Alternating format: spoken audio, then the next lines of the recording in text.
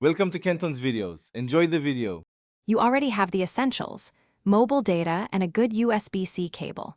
First, plug the OnePlus Nord into your computer, then unlock the phone and swipe down to reveal notifications. Tap the USB system notification to change the mode from charging to file transfer or USB tethering options. This exposes tethering controls. Once done, keep the phone awake and visible to the PC, so the next setting step can take effect without delays or connection dropouts.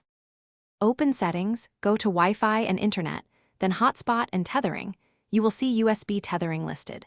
Flip the USB tethering switch while the phone is connected to your computer. This shares the phone's mobile data instantly. If the PC doesn't pick up a new network, install OnePlus or RRendis drivers on Windows, or check network settings on Mac OS for a new interface. Make sure mobile data remains enabled, and watch for a new network icon on your computer indicating internet access.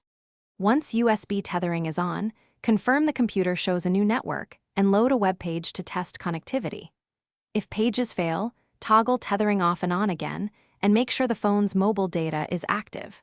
For persistent failure, change the phone's USB configuration to RRendis or install/update the PC drivers.